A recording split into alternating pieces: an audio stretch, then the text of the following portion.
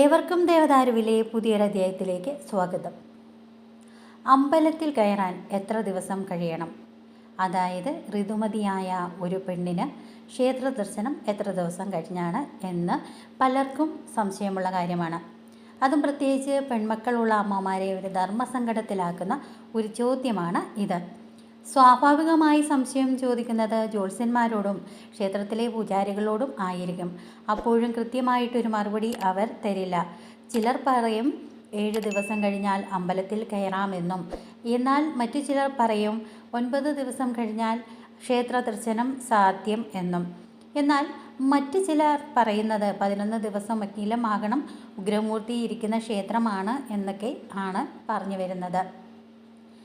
അതായത് പ്രത്യേകിച്ചും സർപ്പങ്ങൾ കൂടുതൽ ശുദ്ധി ആഗ്രഹിക്കുന്ന ദൈവങ്ങളായിട്ടാണ് കണക്കാക്കുന്നത്.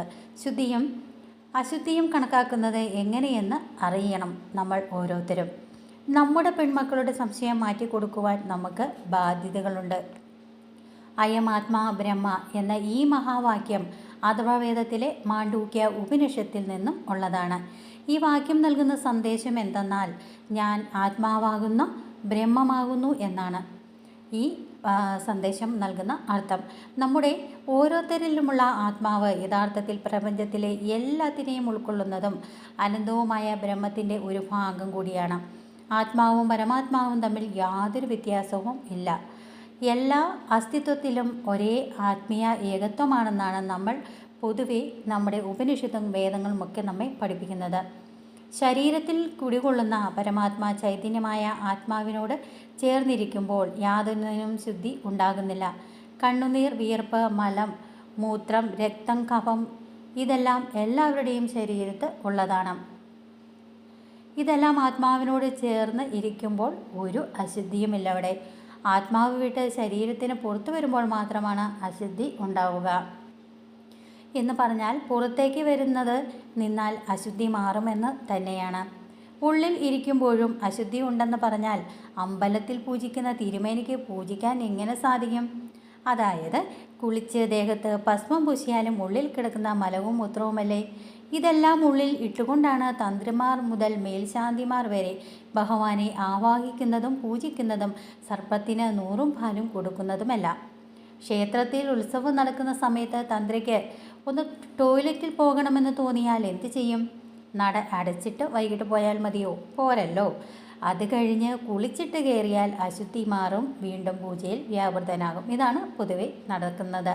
പുറത്തേക്ക് വരുന്നത് നിന്നിട്ടും പിന്നെയും 7 ദിവസം കഴിയണമെന്ന് പറഞ്ഞാൽ നമ്മുടെ ക്ഷേത്രത്തിലെ ഒരു പൂജാരിക്കും പൂജ ചെയ്യാൻ കഴിയില്ല.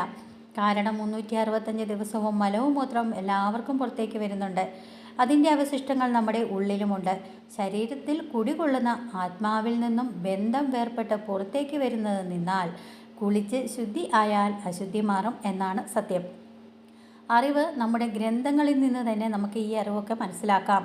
പെൺമക്കൾ ഉള്ള മാതാക്കൾ ചോദ്യത്തിന് കൃത്യമായിട്ട് മറുപടി പറയാൻ ഇനി ആരും ഒരിക്കലും മറക്കരുത്. ഉത്തരം ഒന്നേയുള്ളൂ, ശരീരത്തിൽ നിന്നും പുറത്തേക്ക് വരുന്നത് അശുദ്ധിയുള്ളതാണ്. പുറത്തേക്ക് വരുന്നത് നിന്നാൽ കുളിച്ച് ശുദ്ധിയായാൽ മതി, അശുദ്ധിയൊക്കെ മാറും. ധൈര്യമായി ഒരു മടിയും പേടിയും കൂടാതെ, ദോഷവും ഒന്നും കൂടാതെ, മനസ്സിൽ സങ്കോചമോ കുറ്റബോധമോ ഇല്ലാതെ ക്ഷേത്രത്തിലേക്ക് കയറാം. ദേവിയായാലും ദേവനായാലും ക്ഷേത്രത്തിൽ ഇരിക്കുന്നത് പരമാത്മ ചൈതന്യമാണ്. ശരീരത്തിൽ കുടികൊള്ളുന്ന ജീവാത്മാവും ക്ഷേത്രത്തിൽ നിറഞ്ഞു നിൽക്കുന്ന പരമാത്മാവും രണ്ടല്ല, ഒന്നാണ്. ഇതാണ് നമ്മളെ ആദിശങ്കരൻ മുതൽ ഇങ്ങോട്ട് നമുക്ക് പറഞ്ഞു തന്ന അദ്വൈതം.